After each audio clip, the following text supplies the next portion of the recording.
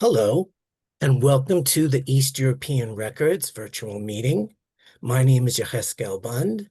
I'm coming to you from the International Institute of Genealogical Studies, and if you'd like to learn more about the Institute, you can find us at genealogicalstudies.com. So today's presentation is entitled Genealogy Jewels in the Russian Imperial Press. It's using Tsarist-era Russian newspapers for genealogy. And the really nice thing about the site I'm going to show you is if you don't know any Russian, you could still use the site. So the site that we're going to be going over is from the Eastview Global Press Archive, Center for Research Libraries, the Global Press Network. And the database itself is called the Imperial Russian Newspaper Site. It's another great thing about this site. It's open access, it's free to use, and this collection is made possible through the generous support of the Center for Research Libraries and its member institutions. So just to talk a little bit about what the collection has, because it's very important, in genealogy to understand the source. It's newspapers from 1787 to 1918. So it's the time of the first newspapers started by Peter the Great through the end of the Tsarist Russia through World War I. So it's covering 189 years of history of the Russian Empire. It has 33 newspapers, 61,000 issues, more than 824,000 pages. So a little bit more about the collection. It has in it right now 28 newspapers from St. Petersburg, 3 from Moscow, 1 from Orenburg, 1 from Petrozavodsk. And the thing is, as you will see, even though it's from these places, it's going to cover the whole empire. Now, some of the titles are from the Russian National Library, which actually has one of the largest newspaper collections in the world. And that's another fun site to check out to see what they have for genealogy. So it's very, very simple to use this site, and that's one of the reasons why I love it so much. You go to, and this is kind of what it looks like when you go to the site. There's a search bar on the top. It says search the archive, and you see this is the Russian letter Z, and you see it transliterated. Now, you can search the site either with Russian words and Latin letters, or you can search in Cyrillic, and I'm going to talk about that in a second. Now, if you want to do a surname search and you want to search in Cyrillic, it's pretty simple. You can go to ChatGPT, you could go and ask how to spell the surname, you could go to Google Translate and just type it in, cut and paste. Or if you click on the side, there is a keyboard which brings up a Cyrillic keyboard. So if you don't have Cyrillic on your computer, you can still use the Cyrillic keyboard from the site. So the first search I did as a test was the name Grunberg, because I knew that was a very prominent family which lived outside the pale of the settlement. And it was interesting because when I put in Grunberg transliterated with OO, I got nothing. When I put in with U, I got the same as I put in. This says Cyrillic, this says Grunberg. I got the same result. And it's very nice because what you get on the side, it shows you the names of the newspapers where your keyword search was, how many times it was mentioned in the different newspapers. And as you can see, the newspapers, it gives the name of the newspaper in Latin letters as well as in Cyrillic, and it gives you the dates. It gives you the page of the newspaper, and you can see my keyword search term Grunberg is highlighted.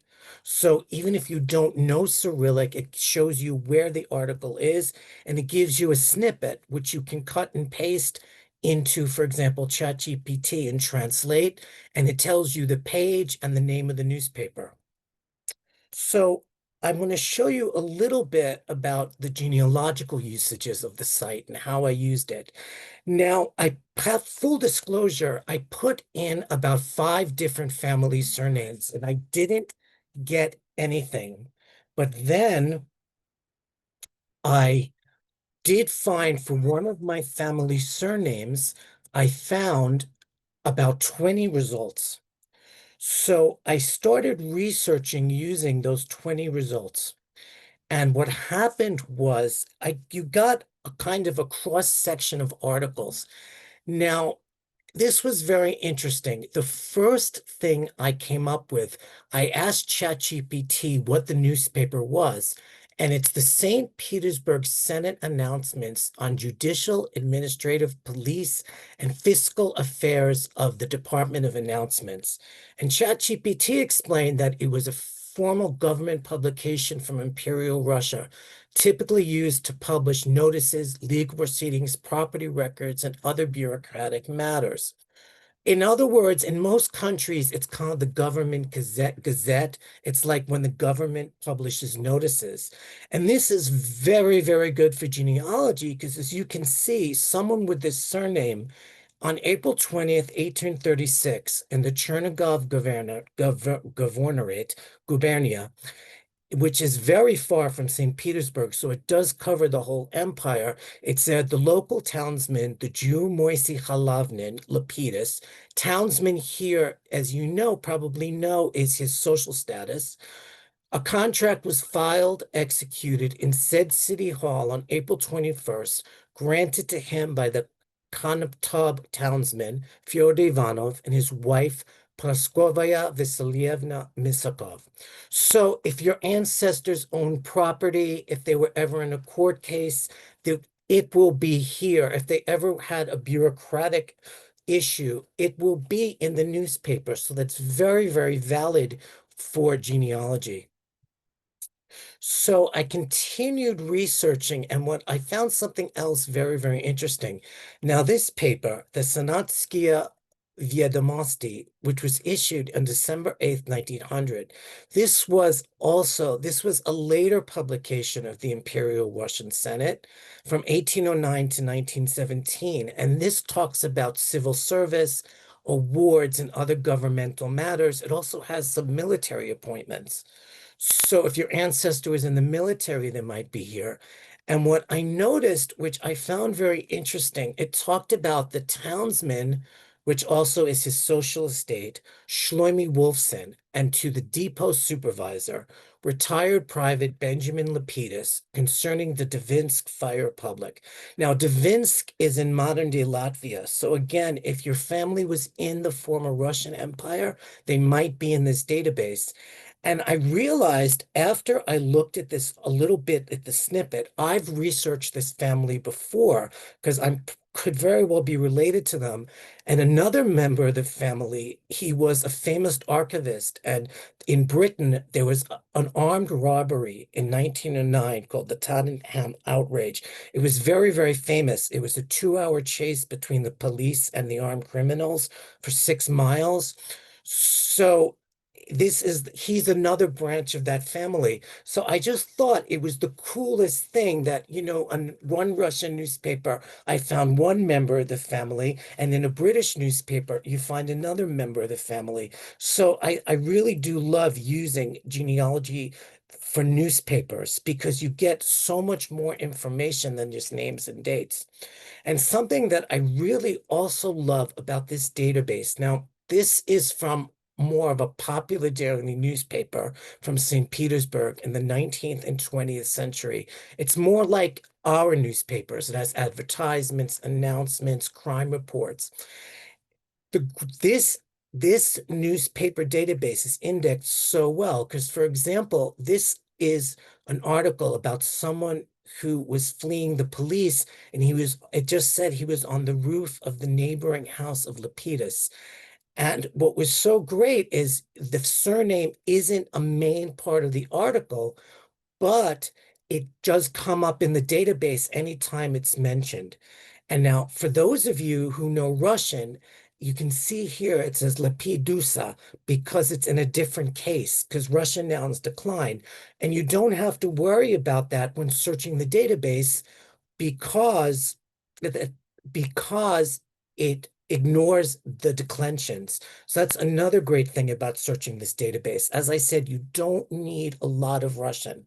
So it's really a very effective database.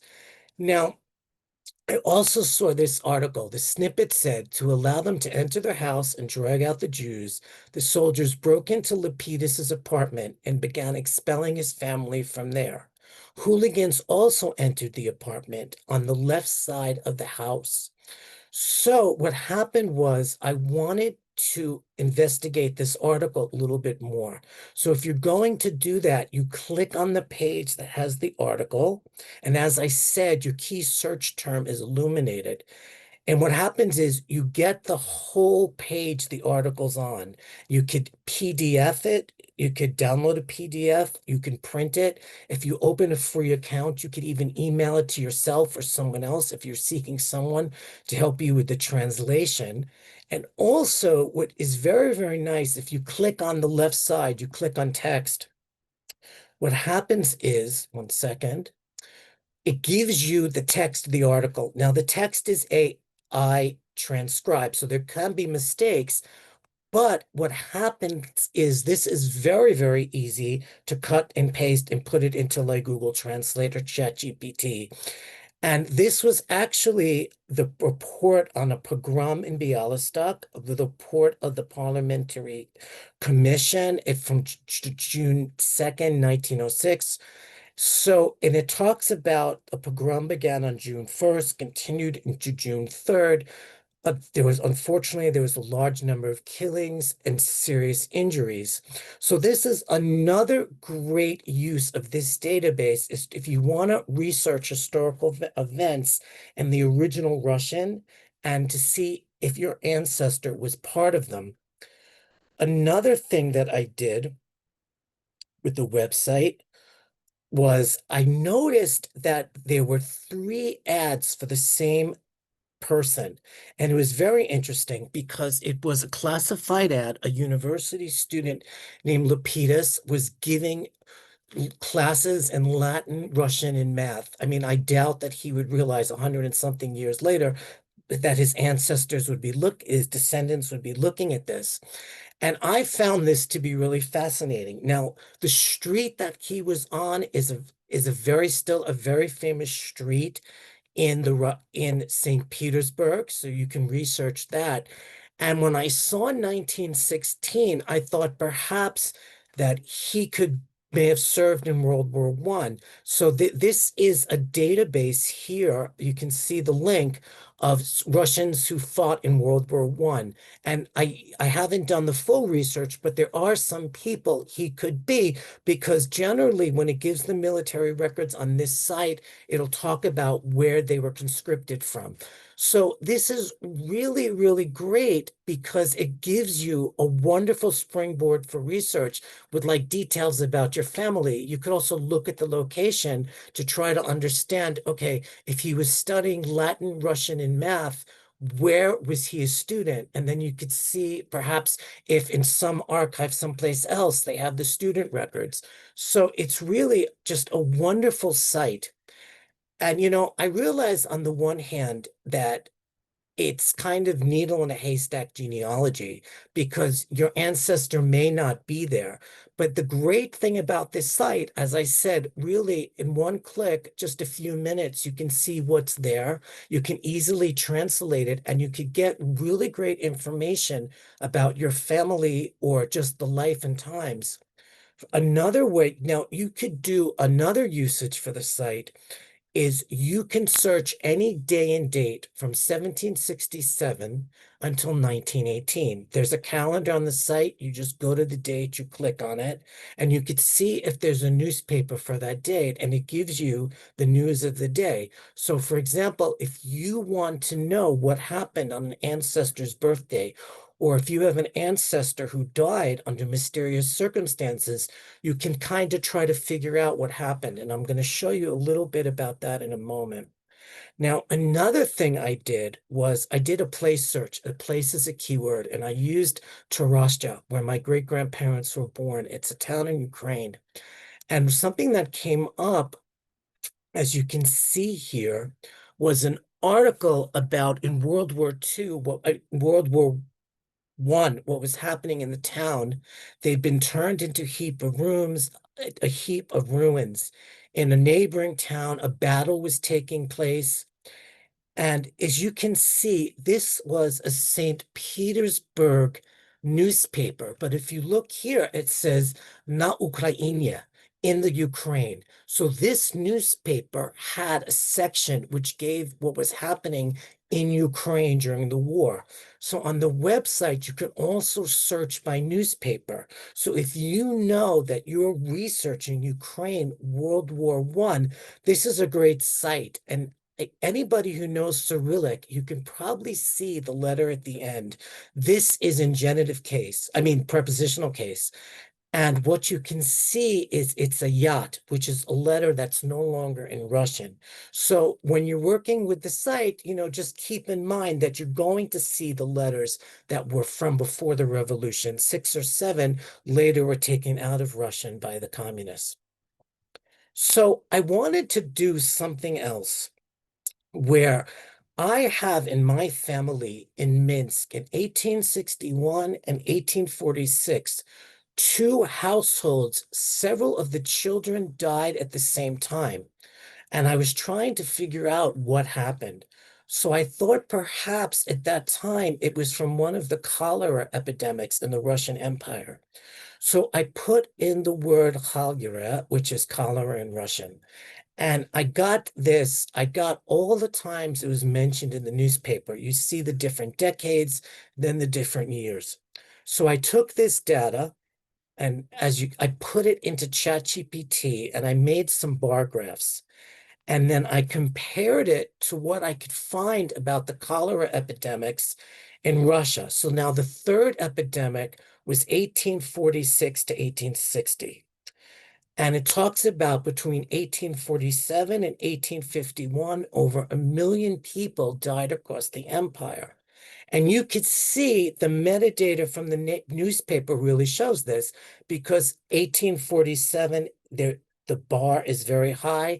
1848, the epidemic peak, it's the highest bar. The worst year in Minsk was 1848. And between 1847 and 1851, more than 1 million people were killed. So doing the data this way, also, it was the same when I looked at the 1860s, that the initial outbreak was in Odessa and Podalia and hit hard. And you can see that was in the newspaper, it was reported. Now, 1866 was the peak. That's not shown here so much, but there were particularly high numbers in 1867, which were here. So it's very likely that the peak, that 1866, it was towards the end of the year. But since I was looking for the year 1861 and there was relatively few cases of cholera, I think that I need to probably look in another direction as far as why these two family clusters, one died in 1861, and as I said earlier, one died in 1846, and chances are it was less likely that it was cholera. So this is another really fun, interesting way to use the site. You could kind of get metadata for social history. So and it's a great thing. Now, the last use for the site is on the first page. It has the bibliographic index of Russian newspapers. And you could see basically different indexes. Now, this one of the ones that I found was newspapers of pre-revolutionary Russia from 1703 to 1917, a catalog. So I looked, and it's just like the newspapers. You click on it, it shows you the site, it shows you the newspaper. And one of them I found, for example, was the newspaper of Kiev Trade and Industrial Firms. Now, it's not on this site, but if you know this newspaper exists and you know that your ancestor, for example, may have had a business in Kiev or worked in an industrial firm, then you could take this as a springboard and try to find where it is. It could be at the Library of Congress. It could be at a university library. It could be at the Russian National Library. And from there, especially now that you kind of understand the tools of Russian newspaper research, you can look to see if your ancestors in it. For example, something they had during the Russian Empire is the voters list of who could vote was often published in the local newspaper. So I know that I've seen my grandfather's father on the Grodno voters list that were published in the local Grodno paper. It was indexed to Jewish Gen, and when I looked for it in Archive Grid, I found it at the Library of Congress, and I emailed the Library of Congress and I asked them for it, and they sent it to me. So this wonderful site can also give you ideas of other newspapers and publications to look in. And it gives you, and there's several catalogs on the site that you can look for that are throughout the empire. So that's another very, very useful way to use the site. So that's how I use the site. I highly recommend it. It is a great resource to definitely, if you don't find your ancestors, to really understand the times they live in. For example, for someone else, I found it was a very interesting court case where someone accused the person taking care of his cattle of poisoning them. And you can see in the court gazette the whole case. So it really is a wonderful site, and I really urge you to check it out. And that is the presentation. So if anybody has any questions or comments, I would be very, very happy to answer.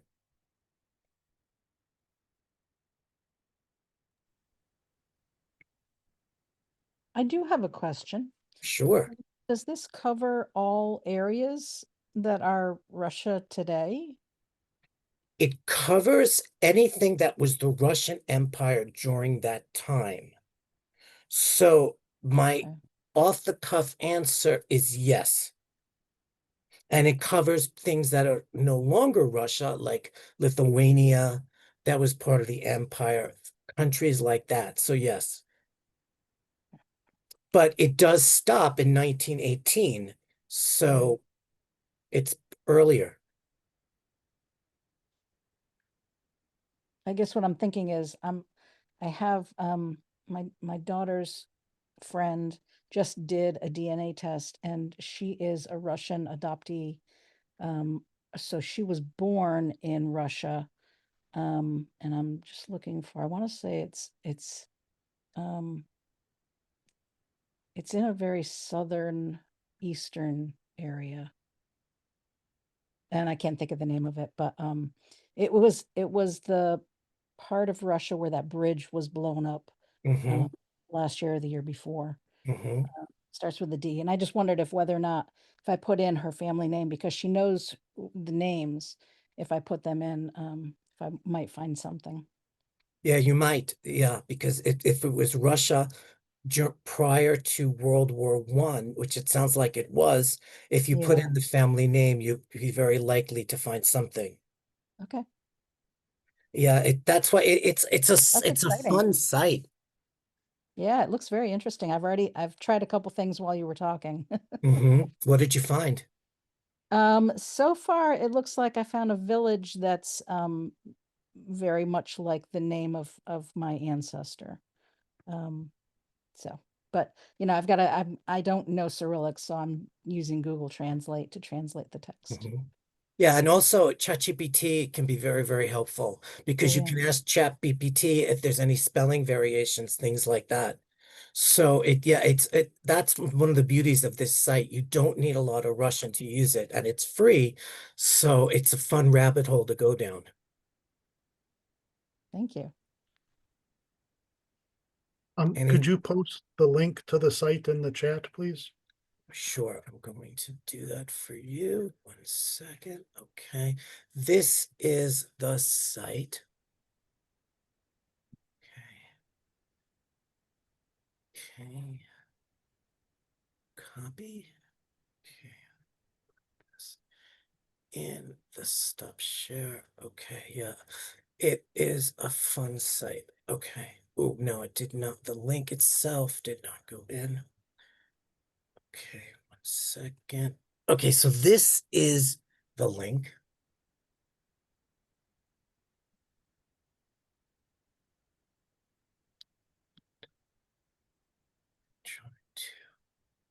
Okay, yeah, and if you're and also if you're dealing with other countries, you can very much also check out the national libraries of other countries to see what sites, see what newspapers they connect to. The Library of Congress also has some Russian newspapers, and so there's lots of sites where you can find Russian newspapers. Would you search in Cyrillic for those? I guess it depends on this. Part of it depends on the site and the search engine connected to the newspaper. Okay. So yeah, I think searching in Cyrillic when the database is set up that way helps you find something more exact, because since certain letters are not found in English, and since there's different transliteration systems, it's a little bit better to search, I think, when you're looking for something Russian, in Russian. That was my experience with this site, that sometimes I did find what I found with Cyrillic names, sometimes I didn't. So I would suggest, yeah, now with our friends with AI, the world is our oyster. Oh, So yeah. I would. Anything else?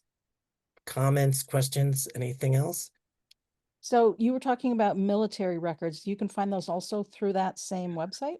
What I found in the newspaper, apparently some of the like a military appointments, things like that, would be mentioned in the official gazette. Or like that article where I found someone who was in the civil service had been in the military. So it mentioned this person was a retired sergeant. And also, if you know, also some of it is World War One, so it might talk about certain soldiers. So I don't know if it per se a military record, but if someone's military service was mentioned in a government gazette or a newspaper article, you'll find it, hopefully. I had some family members who were soldiers who I've seen. I mentioned to you, there's a website, Find Lost Russian Ukrainian Family from Vera Miller. And that site has many, many databases that show, Russian World War One soldiers, Russian World War Two soldiers. It's an amazing site. And I have relatives who are on that site, but I didn't find their surnames in the newspaper. Well, and some of them I could think of one family that did serve in World War One. So, it's hit and miss, but it's definitely an option that may happen if you search the site. And I will try that. Thank you. Yeah, and Vera Miller's site is wonderful for researching, later, they have a lot of also cemeteries that are in the Russian Empire. So it's a wonderful site. It's called Find Lost Russian Ukrainian Family, and they have all kinds of free data. They don't have this online, but they have all kinds of free databases, and it's great for finding, like you said, if you're looking for people who like relatives who didn't leave or later Russian Empire relatives. Yeah, Yep, this is the site. that's it. Okay, great. It's a I do wonderful think I've site. looked at this before, but I'll have to dig into it more. Yeah, I learned about it in one of our institute courses. It's a wonderful site. Anything else? Thank you very much. Thank you. It was wonderful to be able to share this site with you. I had a tremendous, whenever I go to this site, I have a tremendous amount of fun searching it and finding out things. The cattle poisoning was really a very interesting court case to read about. So I'm very, very happy you joined us today. And I'd like to thank you for coming to this meeting. And if you'd like to learn more about the International Institute of Genealogical Studies, you could find us at genealogicalstudies.com. Thank you very much and enjoy searching the database. Thanks very much.